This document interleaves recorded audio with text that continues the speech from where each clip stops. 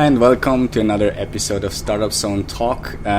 Today with the CEO of Spendless Group, mom of 3 kids, the youngest business guru in Singapore at age 28, and also this year's Asia's greatest CEO.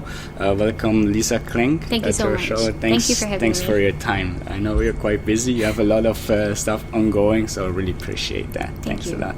Maybe you can introduce yourself. We know you're from Singapore, but maybe your school journey that you had, and that would be interesting to know first. Okay, so my name is Leza Klenk. So I am based in Singapore, and I'm the CEO of a tech company, Spendless Group, which also invests in many other sub-companies along the way. I have 3 children, so they're 12, 10, and 8, and I've been in entrepreneurship for a very long time. And the thing is, I started actually from home, from nothing, as a mother. So something that I didn't plan, but eventually took me to CEO level where I am right now. So that's a little bit about me. And in Singapore, I also do a lot of a lot of guest lectures as well. So I go to universities, and I'm often in Malaysia to do lecture in KDU, Dwi Emas International, Spectrum University here. And I also authored a couple of books in business. Wow, okay. We'll see for the books later. Thank you very much for the intro.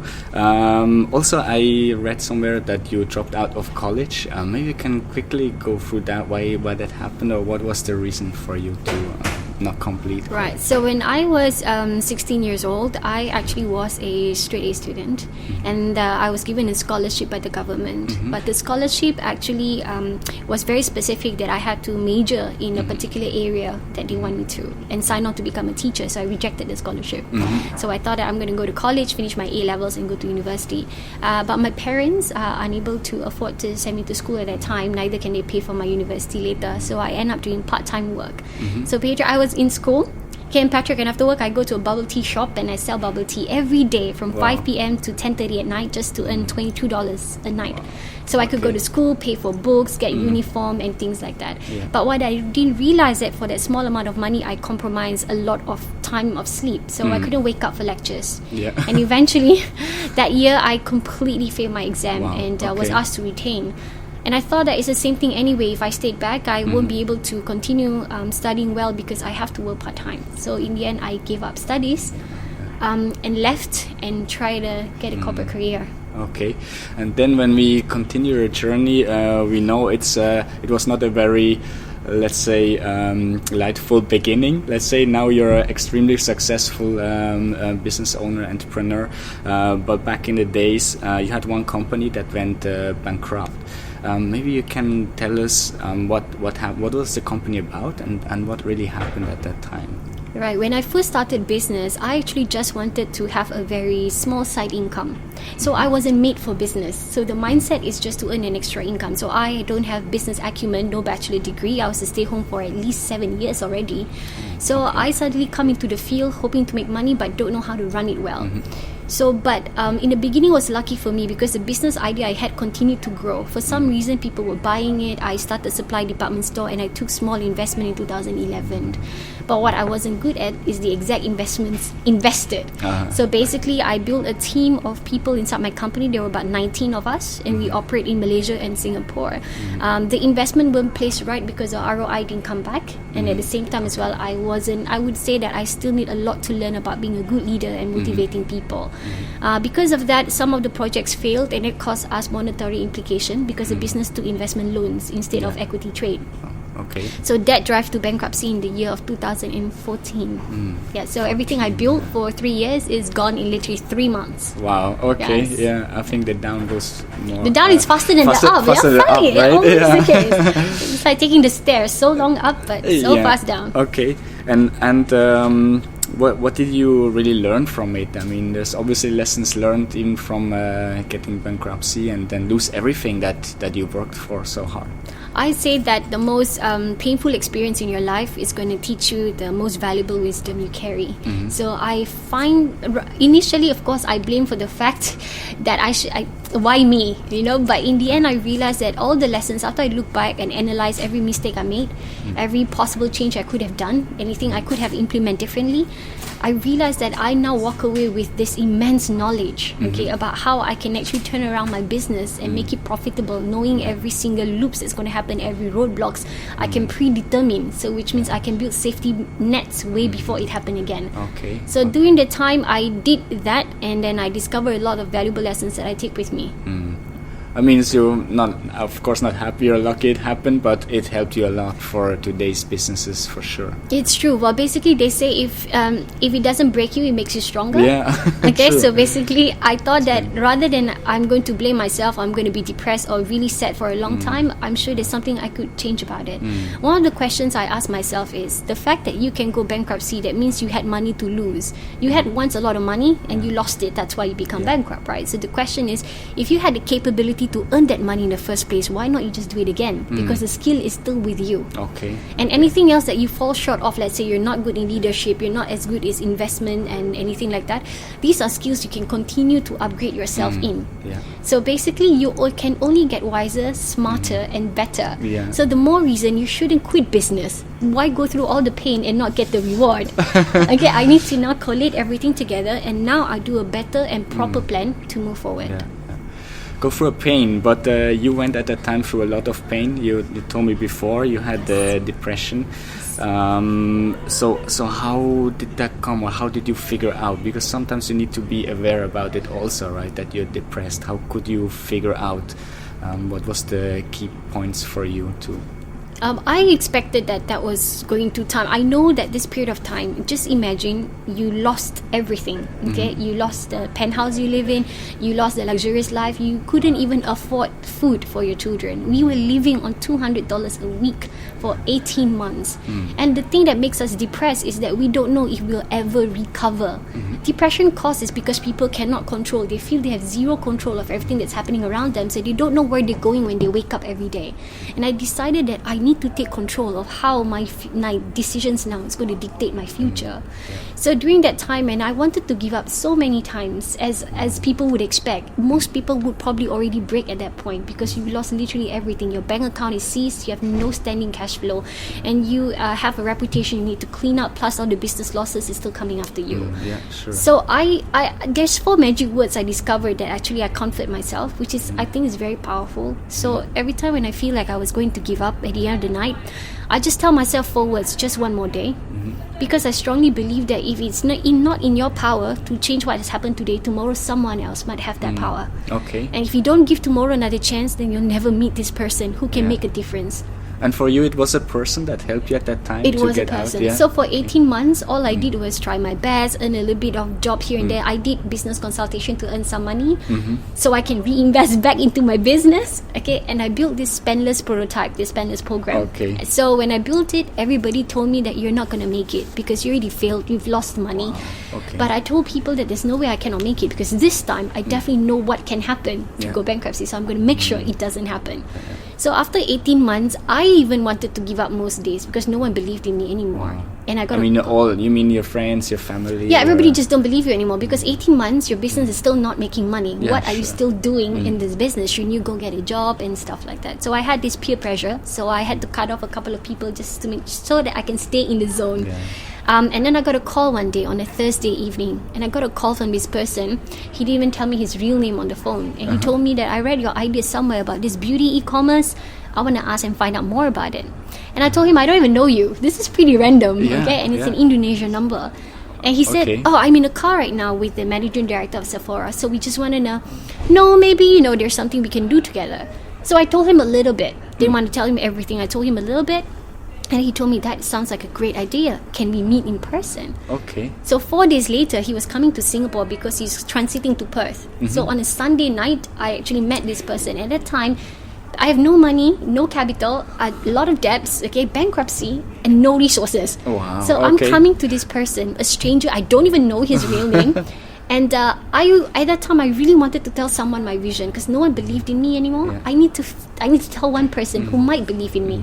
So I told him how I envisioned this to be, how it would greatly impact people along the way.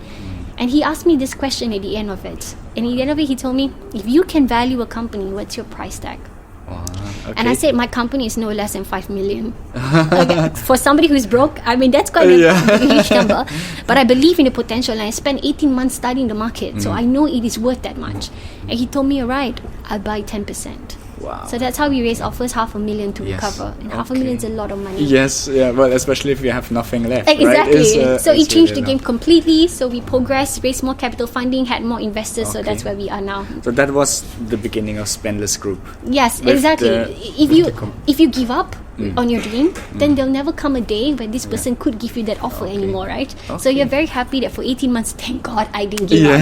Yes, amazing. If it's always going to take me here, I mean, if people know that after 18 months of bankruptcy, you're going to get $500,000, everybody wants to do that. Yeah, of course. Exactly, because the pain. Yes, exactly. First, right?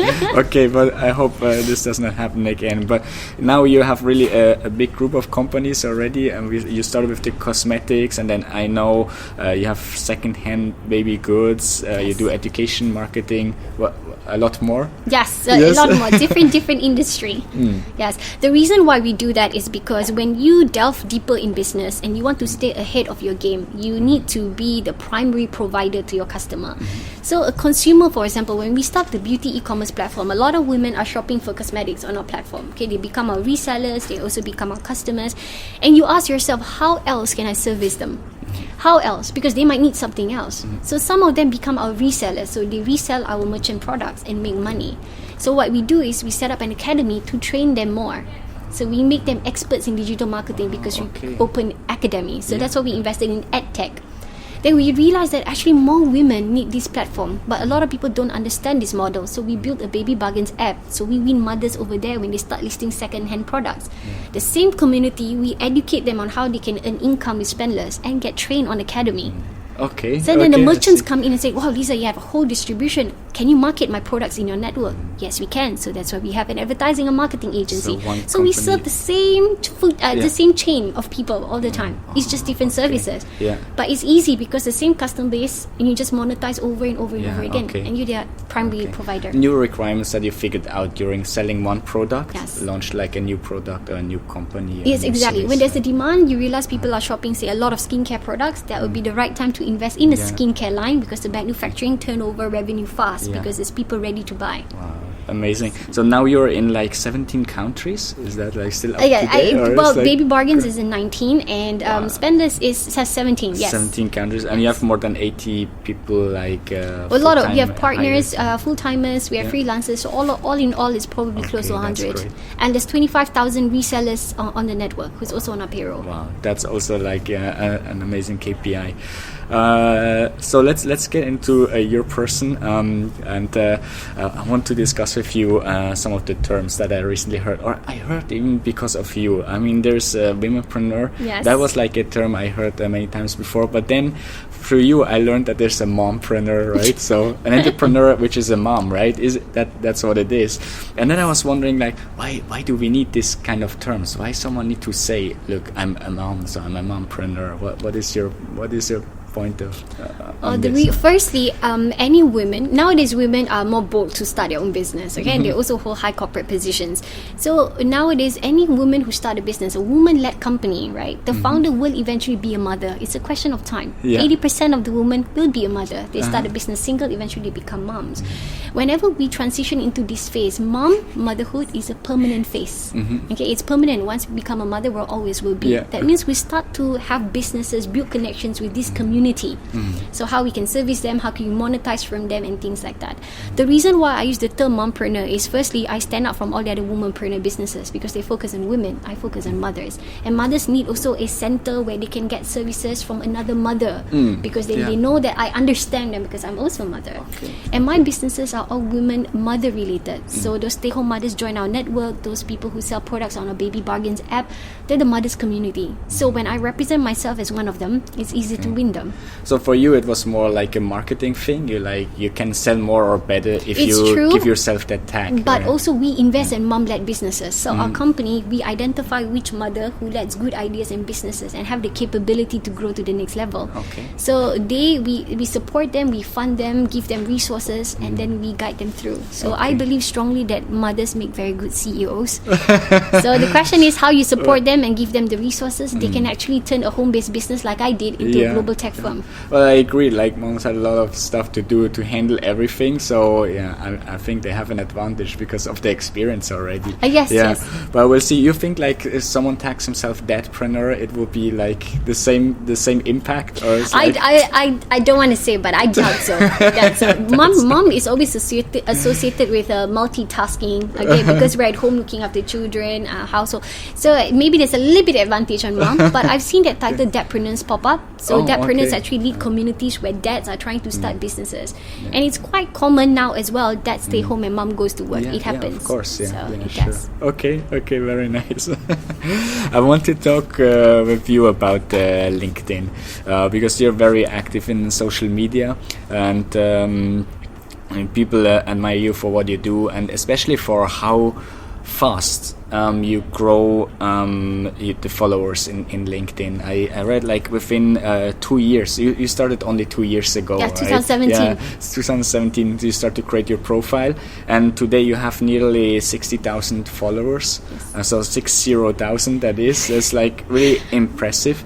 And of course everyone asks you like, how did you do that? And then I hear always like not only you, like I hear generic answers like it's all about engagement, it's about personal branding. I want to know a little bit more concrete what it really means. I mean, do you remember like your first 10 posts that you put on LinkedIn, what it was about and how that helped you, or did that even help you at all? The transition of LinkedIn is a big change for me, because actually I never knew what LinkedIn was before 2017. I know Facebook, but I never knew LinkedIn. I was actually writing business articles on Facebook, and it had so little likes, okay, because people on Facebook don't appreciate my write-up. So one of my friends called me and said that your audience is not here anymore. You've developed yourself, that your audience is now on LinkedIn. So I said, what is that? So I went on, and I remember 5th January 2017, I opened up my account and I tried to add some friends just to make it look like I have friends on LinkedIn.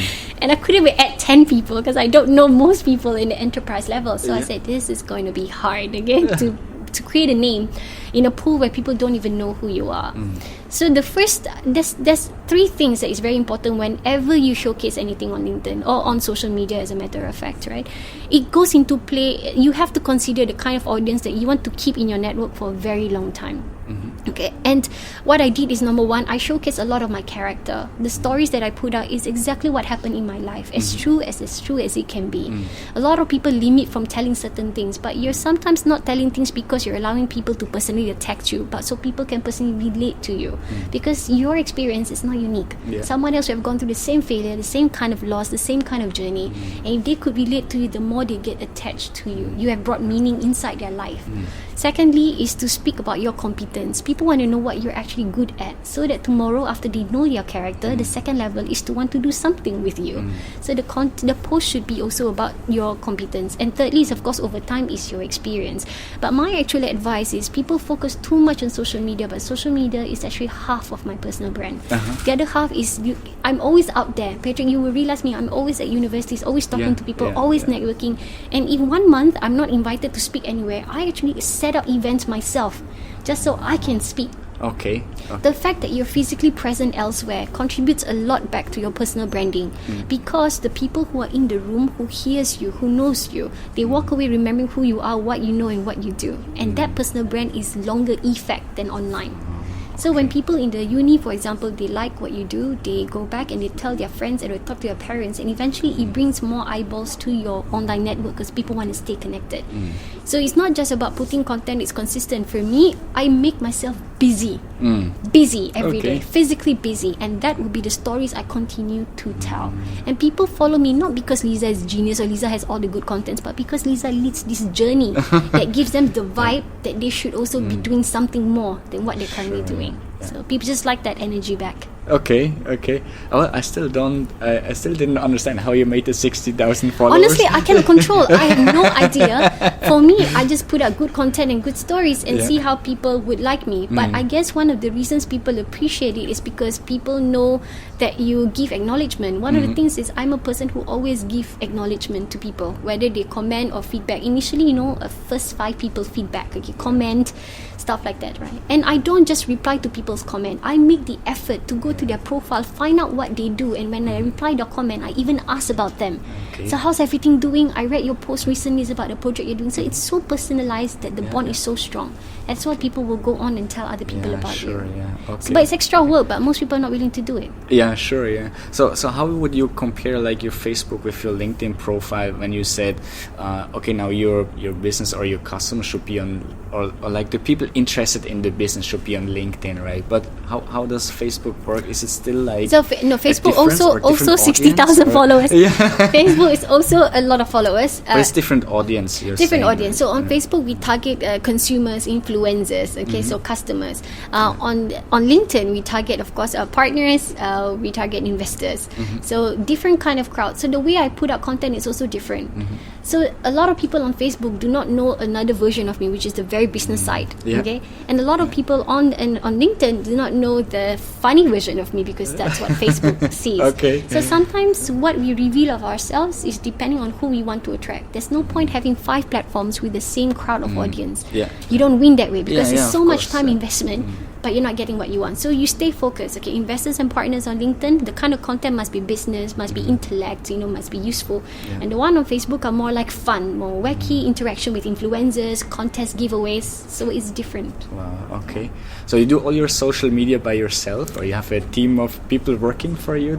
For my corporate brands, I have a team of people, my team. But for personal, yes, it's entirely me. So I write every word of posting article, every picture, editor, everything is me. Wow. So my staff is not allowed to touch my IP because I don't want anybody to sell me for me. You're the best person to sell yourself.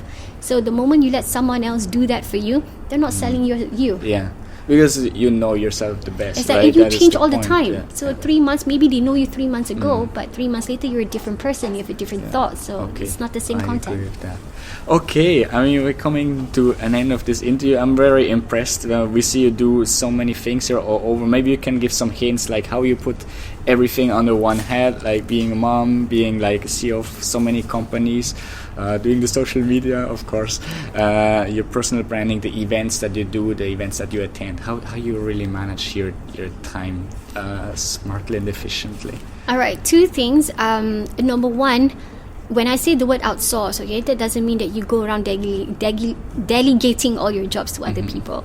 Now, the job, as you climb high, if you want to grow a bigger company, your role gets heavier and your responsibility gets tougher.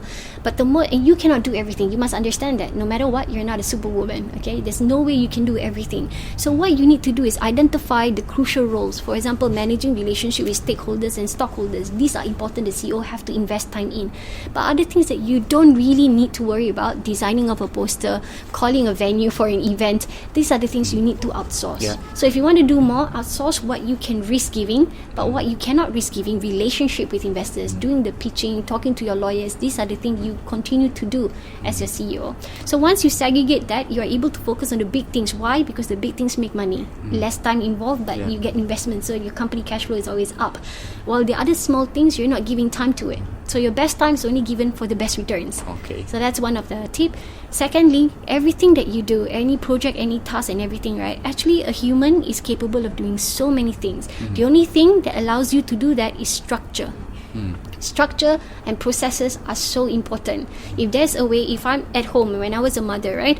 So when we organize our kids' clothes, right? We fold 1,000 times that we fold so perfectly, right? Because over time, we create a structure of how a clothes is to be folded, where the clothes is to be organized so the kids can find where they want to find.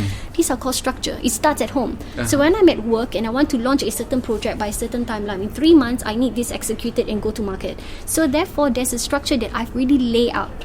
So I have this habit that whenever I create a position in my company, I sit in position for 2 weeks myself. So I can set up the first line of SOP. Then I pass it on. So whether it's graphic designer, whether it's anything, I actually do the job for 2 weeks and then I recruit. So when the person come in, there's no waiting time for the person to prepare a structure. No, this is the structure. I've done it as a CEO. I've done it fast. Now you follow. If you want to tweak, you let me know. We'll make it better. But we already have a good one to start. Okay. So then things get done faster. Also, yeah. Okay. So the project ends. This project makes money. Move on to another 15 projects and stuff like that. So over time, you also build people you trust. So you put heads in this kind of project. They can take more work. Exactly. But you also have to accept that sometimes out of 10 projects, 3 is going to fail, but at least 7 will run. Okay. Very nice. So accept disappointment. You know, take the lessons with you. You know, you either win or you learn. That's no losing. Correct. I like that. So if you think that you're going to win every day, it's not possible. But it's also not a good thing if you win every day in everything, because you're not learning. Then your position becomes stagnant. It's too easy. So that's the thing about me. When I think that my position is too easy and I'm waking up and I'm not learning anything, I'm not talking about anything, there's no challenges for me to embrace, I'm going to purposely be a troublemaker and put a challenge in my path. And then we all have to work out how we're going to solve it. Okay. So that's how we continue to progress and become more developed. Nice. Okay. Amazing. I feel the energy. I feel the vibe is really amazing. Thank you very much again that you found the time to talk to us. Leza, and thank you very much to you for watching. Hope you stay with us also next week. Another interesting guest and interesting video. Thank you very much. Thank you. Bye. Okay, bye.